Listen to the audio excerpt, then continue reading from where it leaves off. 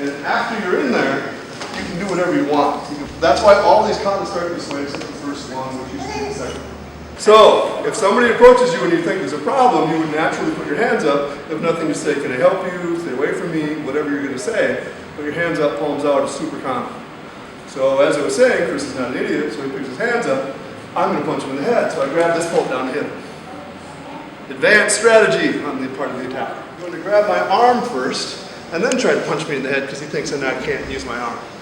What he doesn't know is you can do a circle, still make that, which is an excellent time to break into Heian Sandan kind of a thing.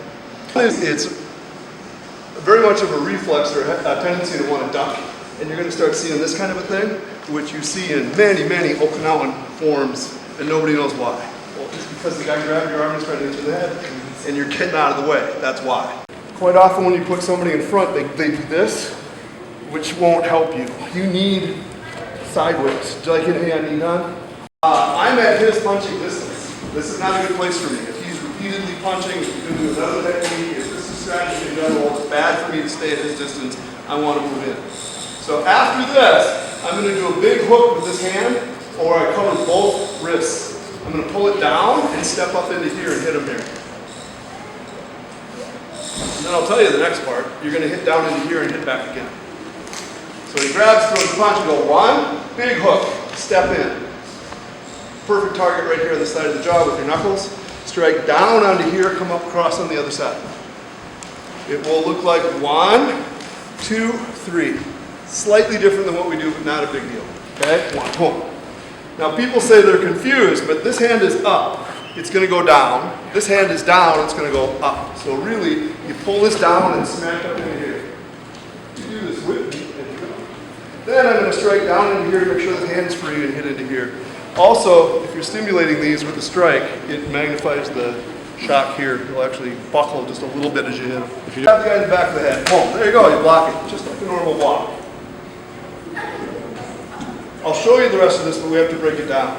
So he sees this wide open target, so he throws the punch. I'm at his distance. Remember I said that's a terrible place to be. So after this, I'm moving in. 1, 2. So this hand came in.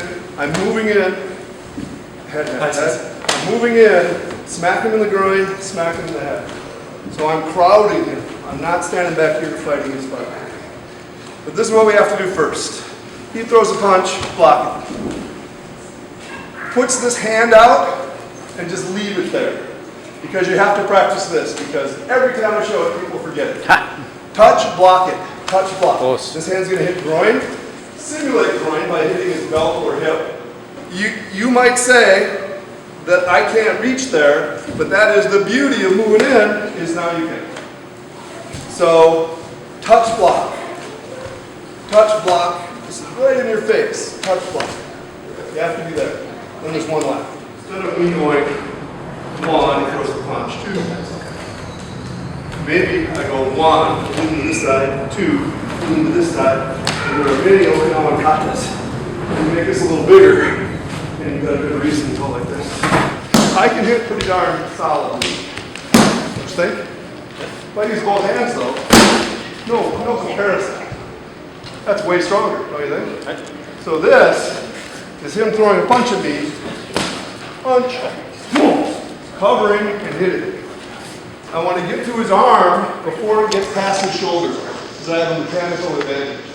If he gets past there and he's bearing down on me, I don't have a lot of hope here. I'm going to be fighting a losing battle, which is kind of the beginning of the kata, where you're back here instead of going in so directly. It could be 1, 2. You pick a specific target, like bicep is fantastic.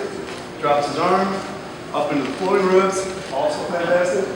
Solar plexus, you pick these, it has a larger effect. But if you forget, you just punch them, also good. Okay? So just try that a couple times, keep your arms relaxed, sink down into the floor, make your legs strong. Boom. So in here, you're not like this. Right? In the kata, you're very sideways. This is important to keep him away from you and to keep this strong. This is coming across your back, it's very strong. The more I bend this elbow, shoulder joint, the weaker it's going to be. So just extend out here and hit him. After this, I really like this as an idea. just in general. 1, 2, it's probably my primary experience straight concept. Hyperextends his arm and shoulder, ties him up, make sure the straight works. I go 1. I'm going to bend the arm with my spear hand like that. I'm going to duck under here this way. Bottom fist strike, and you can't brace for it, can you? Nope. And then if I want to, I'll go step and punch. Because you have a guy grabs your arm and you spin, and deadly, right? Except if you were so foolish as to turn your back on a guy who's already got a hold of you, it's going to get worse. You don't have a lot of options. He can hit you in the back of the head, he can kick you, you can't see what he's doing. So there are ways to make that work.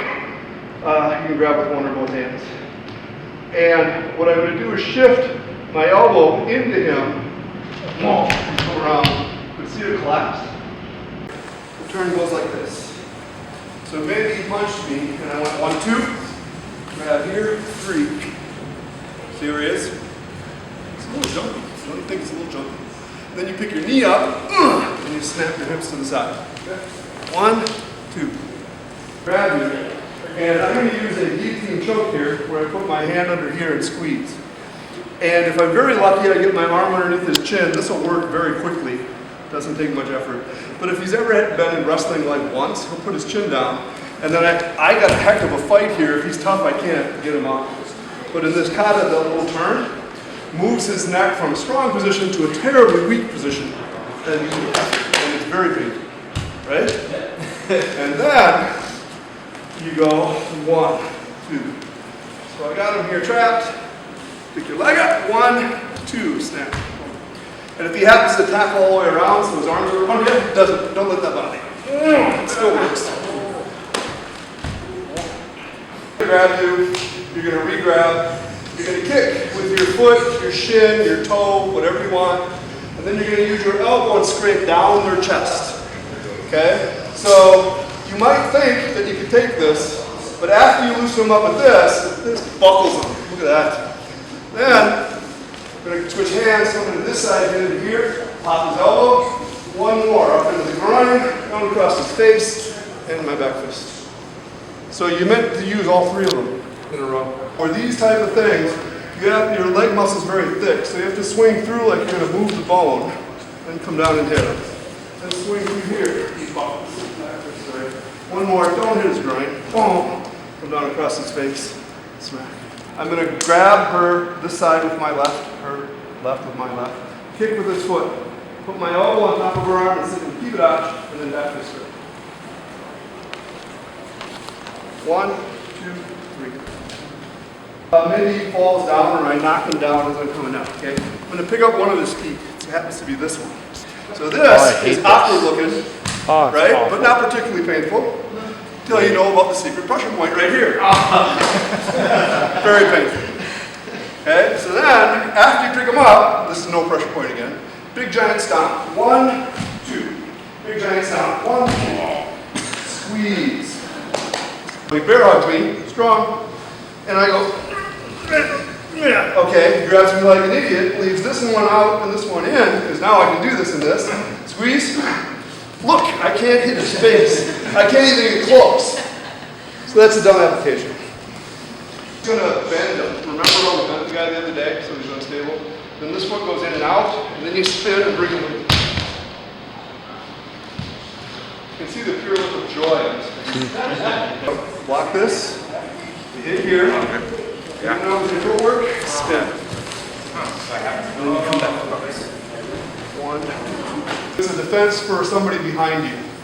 So he wasn't behind me here, he was behind me here. So he tries to throw a punch and I turn, and I'm going to slide this way and smack him, and slide back that way and smack. See his head go like that? It feels something, doesn't it? Feel something? You can drop somebody very easily. And people always say, well, why wouldn't you punch him? Try this sometime. This is your whole body weight with your forearm against a very vulnerable spot, and then you shift back the other way. 1, 2. Works very good.